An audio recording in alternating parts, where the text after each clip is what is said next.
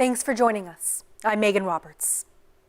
The mayor of Tuktoyaktuk, Northwest Territories, says an ambulance is needed in his hamlet, and he's ready to push the government for the essential service. Last week, a jury recommended the community get emergency medical services and a sobering center following the inquest into the 2021 death of Sylvia Pinaktaluk in RCMP custody. As Des Loreen tells us, Tuk's Mayor Erwin Elias agrees with the recommendation. Here in Tuktoyaktuk, there are no emergency medical services, no ambulances, no one to call if someone's in distress. The RCMP have been filling that gap. So have residents, even if they don't have any medical training. You know, we have the RCMP that have done a lot of this work out of goodwill, and also even the locals in the community that have stepped up to support. You know, if you see someone that's in distress, then you're not going to just drive by or anything. So we've been taking care of our own community since Tuk became a hamlet. Sylvia Pinaktaluk died in the Tuk RCMP cells in 2021.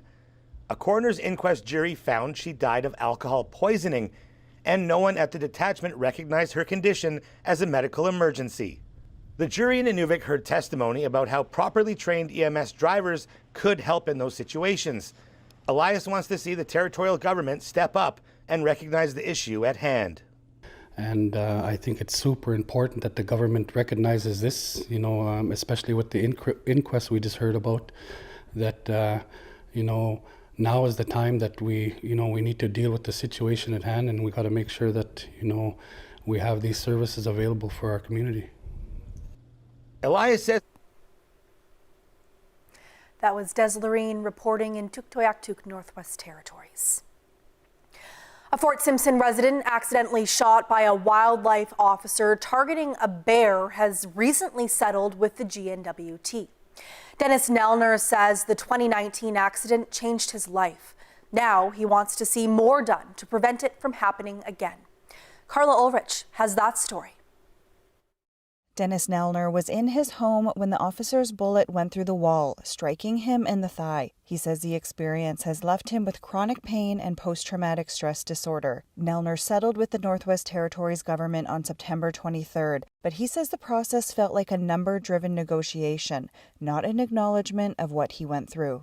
You know, these damages, you know, don't amount to anywhere near what you think you should be and deserve at all, you know, and this just goes to, you know, reinforce the issue that I brought up again with respects to, you know, the lack of remorse, the lack of regret. There's no formal apology. There's nothing. Nelner says he would like to see the wildlife officers better trained, like those in Western provinces and the Yukon, who go through the Western Conservation Law Enforcement Academy. He is calling for the GNWT to adopt these training standards to prevent future accidents. Nelner says the incident serves as a wake-up call. NWT is the only jurisdiction that is not affiliated with them. Yukon, BC, Alberta, Saskatchewan, Manitoba, they're all affiliated with this academy, except for the GNWT. Nelner says he is the one who took the bullet this time, but that it could have been someone's child. Carla Ulrich, CBC News, Fort Smith. CBC News reached out to the government of the Northwest Territories about this. It says it'll not be commenting on the settlement at this time, but it adds that the Department of Environment and Climate Change has completed a review of its firearms program and is working to increase training for firearms instructors and officers. Other procedures have also been reviewed, like debriefing after incidences and updates to the training manual. The Yukon NDP wants to permanently protect the electoral district of Vuntut-Gwitchin. The area's status has been up for debate while the Electoral Boundaries Commission conducted a review of all ridings. Electoral boundaries are supposed to contain roughly the same number of people. Vuntut-Gwitchin, though, has significantly fewer voters than other ridings. A new bill put forward by the NDP would preserve it as its own district under the Elections Act. They don't have the population that Whitehorse does, obviously. And so when you try to put everybody in the same box, it turns out the boxes just don't work. And so what this bill does is it sets the parameters going forward for electoral boundaries commissions. I am going to say right now, The Elections Act is sorely outdated. It needs to be updated, but that is not a fast process. Based on my experience in the last 13 years, it can take 5+ years to review an act in completion, and that's too long. When we were looking at trying to do this, this is not unique in Canada. For example, Newfoundland and Labrador, it says in Labrador there needs to be a minimum of 4 seats. It doesn't dictate what those seats look like, but it says there can't be fewer than 4 MLAs to represent that area. Everybody understands that the city of Whitehorse continues to grow, but it's unfair to say as the city of Whitehorse continues to grow that we start to take from rural Yukon. It's not about necessarily voter parity, so it doesn't mean your vote and my vote are the same equal weight.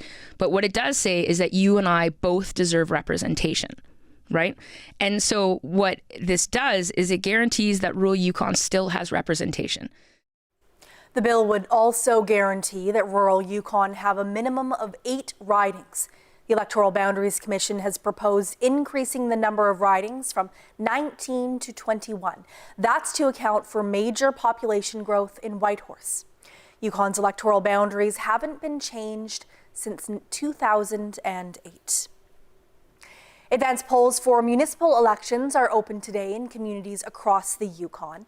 In Watson Lake, most of the candidates for council are incumbents, but a handful of newcomers are hoping to prove they can offer something different. Katrin Pilkington reports. In Watson Lake, residents are casting their ballots right here at the Northern Light Centre. More than 600 people are registered to vote.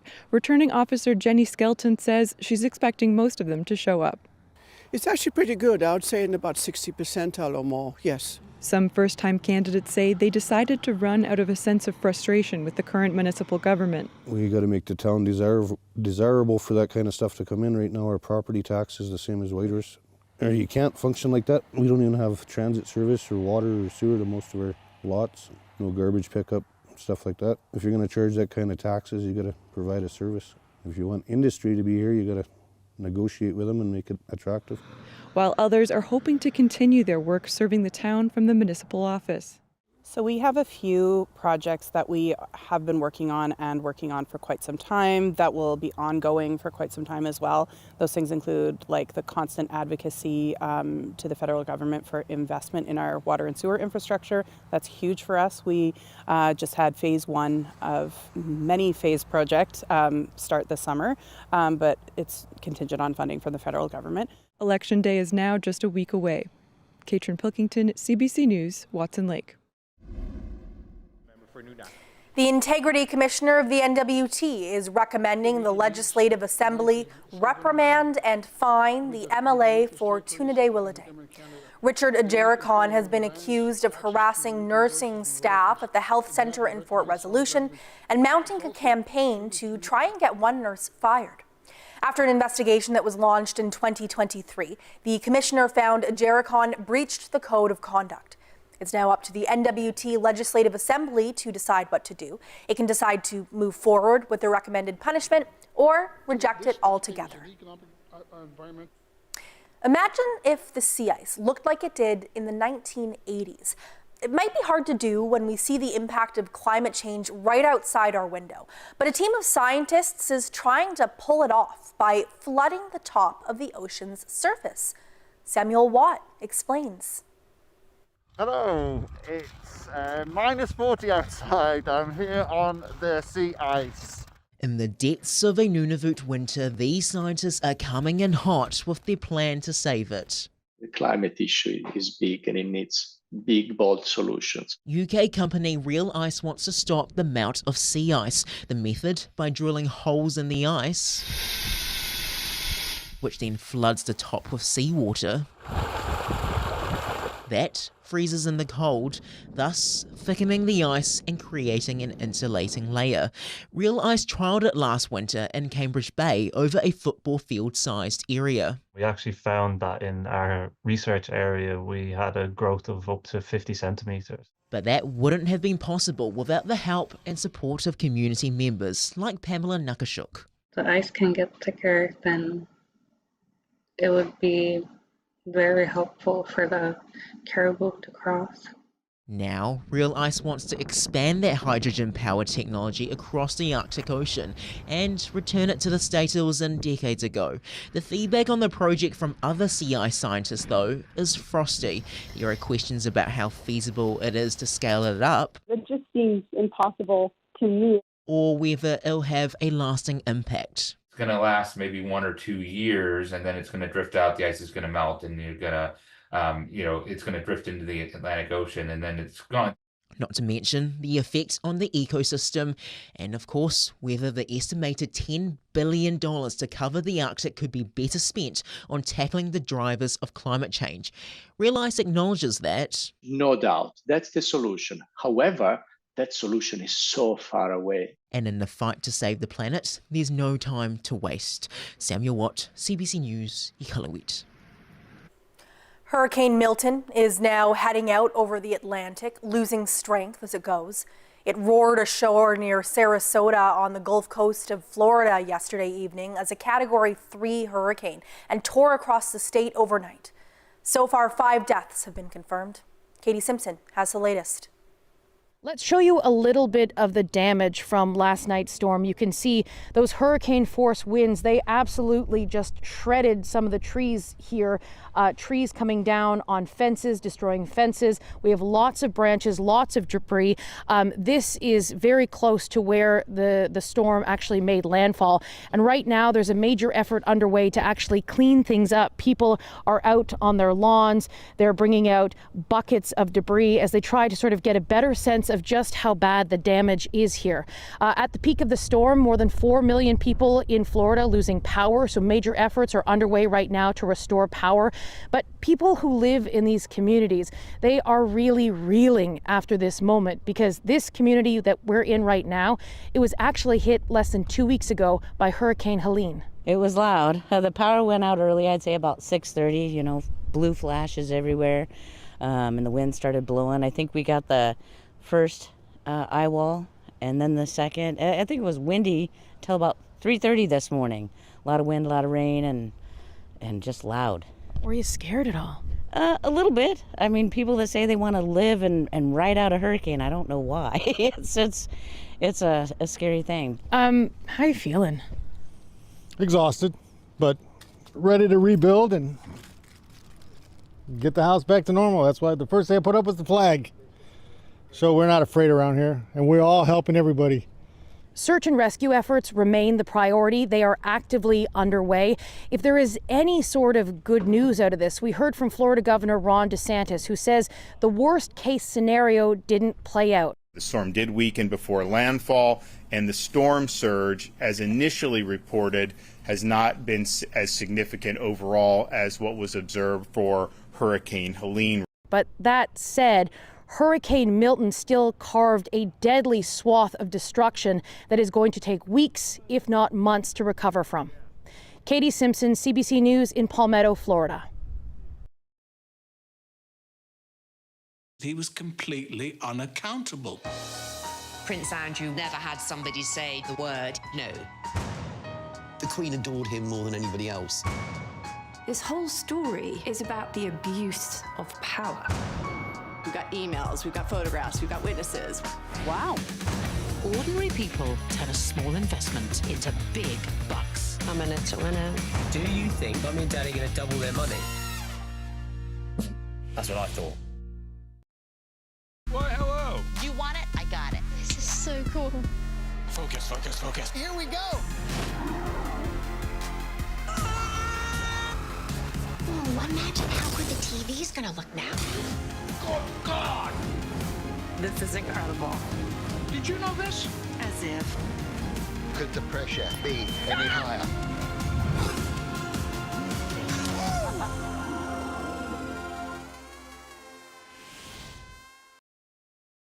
Every week, the issues that matter to Canadians. Cost of living hurts everybody. Connecting politics to people. Win, win, win. We are not going back. Sundays, join me for Rosemary Barton Live. It makes sense that they get a larger share, or does it? Welcome to the Greenbelt. all of this just single detached homes? Yes. What do we know? I think we can explain. About that with Andrew Chang. Watch free on CBC Gem. It's got to come from the heart. I will cry. You're so together. How much more connected do you want to be? See you there.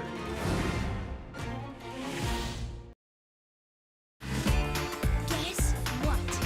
Pinch me! Yes!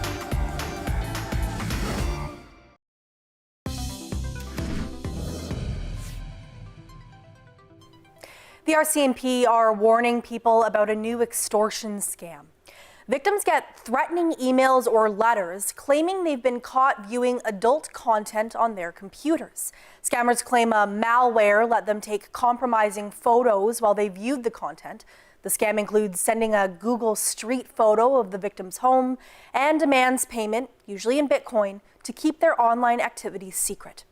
The RCMP says most scam cases were reported elsewhere in Canada, though there was one recent case that happened in Yellowknife. The RCMP says anyone targeted by the scam should not comply and call their local detachment for assistance. The government of Nunavut is announcing a major shuffle of some of its departments. 3 departments will be reshaped, creating 2 new ones. The change will affect the departments of Community and Government Services, Economic Development and Transportation, and the Government Liaison Office of Executive and Intergovernmental Affairs. They will be reconfigured into the departments of Community Services and Transportation and Infrastructure Nunavut. Premier PJ Akiaguk says this will allow the government to better deliver services and will meet the growing needs of the government, communities, and Nunavummiut. The Nunavik Housing Bureau has a new general director. Lupin Dagnon steps into the role after 3.5 years working in other jobs with the Bureau. He says his biggest priority right now is maintaining existing housing stock. We need to make sure we are good at what we are supposed to do, like make sure that the answer time for dealing with work orders are lower. Shorter, and when we do major renovation, that make sure that we do it in a proper way, and we do the renovation in a way that Inuits' needs are answered. Earlier this year, the Bureau had set aside $105 million for renovating units. Dagnon says that money is only for this year, and budgets for the next couple of years are expected to be the same. He also says they're working on building more units because there are up to 900 people waiting for housing. The city of Iqaluit has voted to approve a food voucher program worth more than $5.4 million. It's meant to help address food insecurity for Inuit children. Eligible families will be able to receive $500 per month for each child under 18 years old. An additional $250 will be given for children aged 1 to 3. That money can go towards things like food, formula, and diapers. Kids and families that are extremely impacted with the high cost of living, especially with groceries, basic food needs.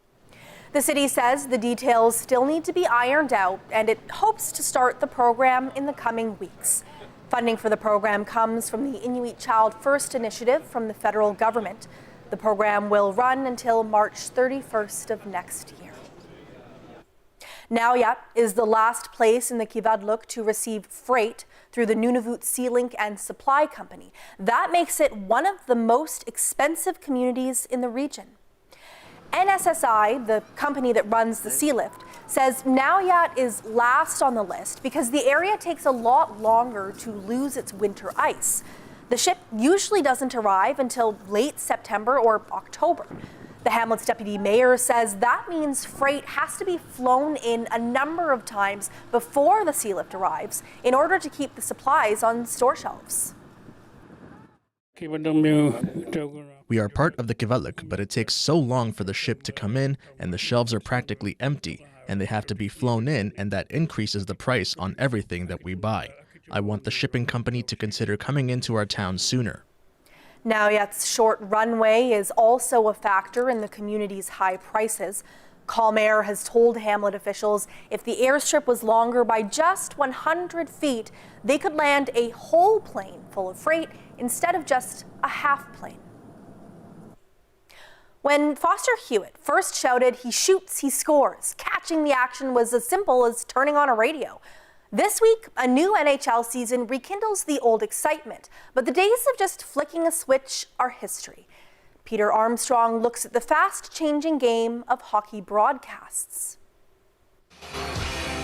Opening night, a new season, new hope for fans, a fresh start for teams. Drops one, shot, score! And this season, it's not just new teams or new plans, it's new ways to watch as well. It's a new home for hockey. Amazon Prime is now streaming some hockey games after making a deal with Rogers. Look at Cooley go through the middle of the ice. It's all part of a rapidly changing broadcast landscape.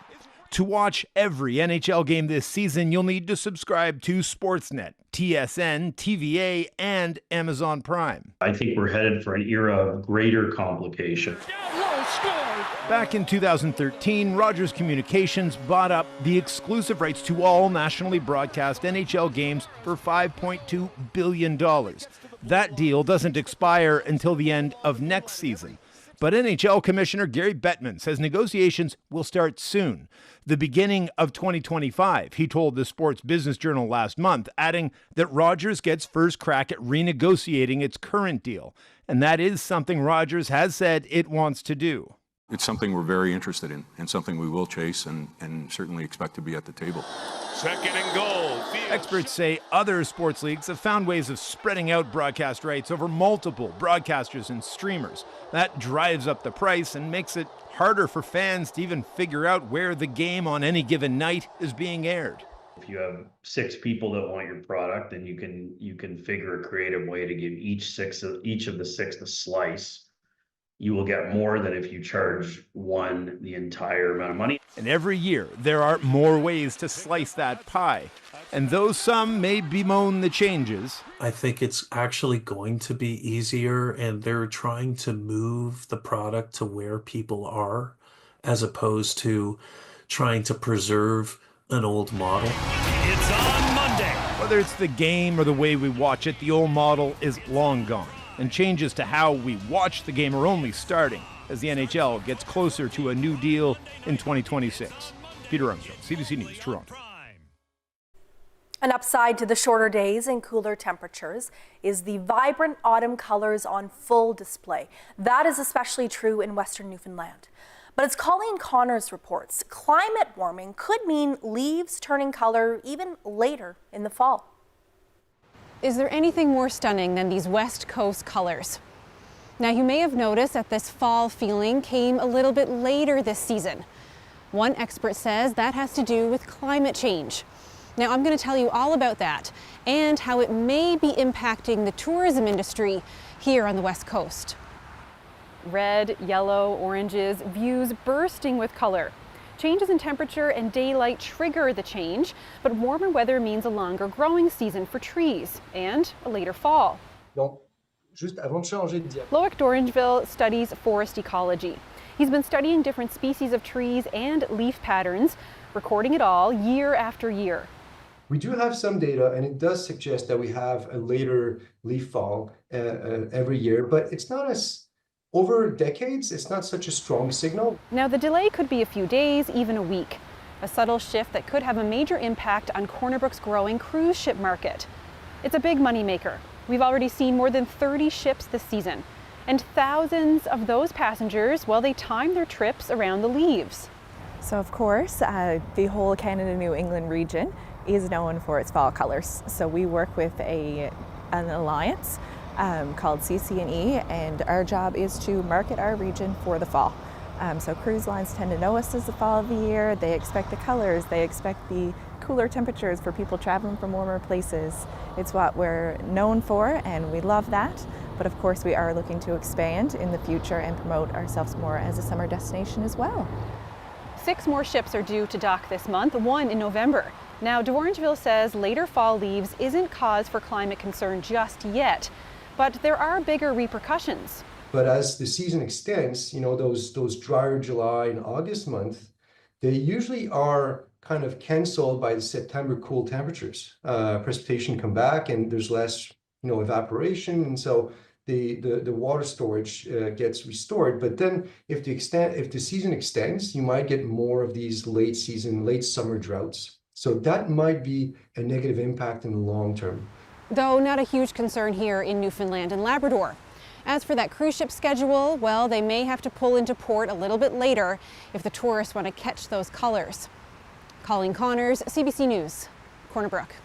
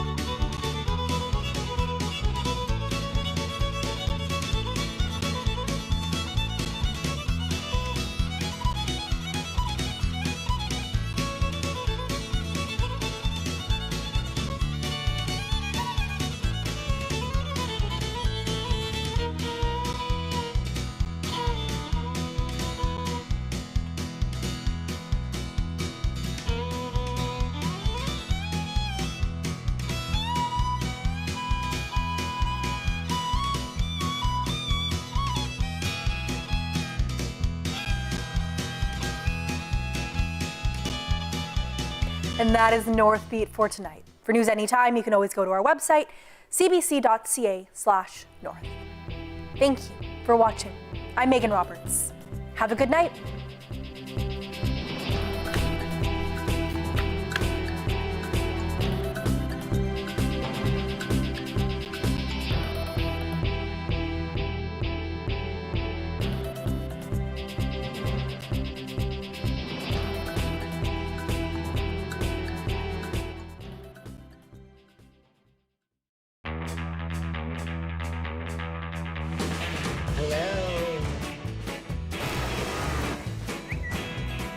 Is a mess. I'm not giving anybody advice. Maybe you were subconsciously worried about our little threesome.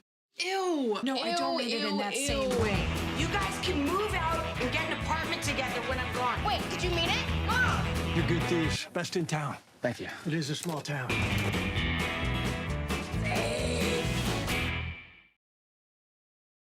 We carry a world of information in our pockets because we want to know.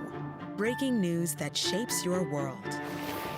All right. Reporting from the scene onto your screens. Dropping the 8 now. We are just approaching Gaza. With local CBC Radio 1 Live to connect us closer to home. It's news you can trust, delivered when you want, where you want. On the CBC News app. Download for free. Oh, imagine how good the TV's gonna look now. And spoiler alert. No! Don't panic. Don't panic. Cut to. Well, we're not cutting to. What do ladies want to watch? Look out! It's drama. Oh. I'm ready for it.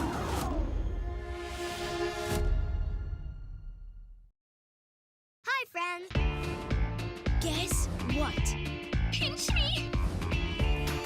Ooh. Mind blown. Yes! I'm not a delicate lady. I don't know who needs to hear this. I had a man do an impression of me recently and he lowered his voice, so... What's going on upstairs for them? I'm sorry. Nailed it. Your sister. She tried to kill herself. Mom showed me your suicide note. Thank you for putting me on it. I was like 2/3 down the list. Feels like I wasn't after that. I just didn't want it to go to your head.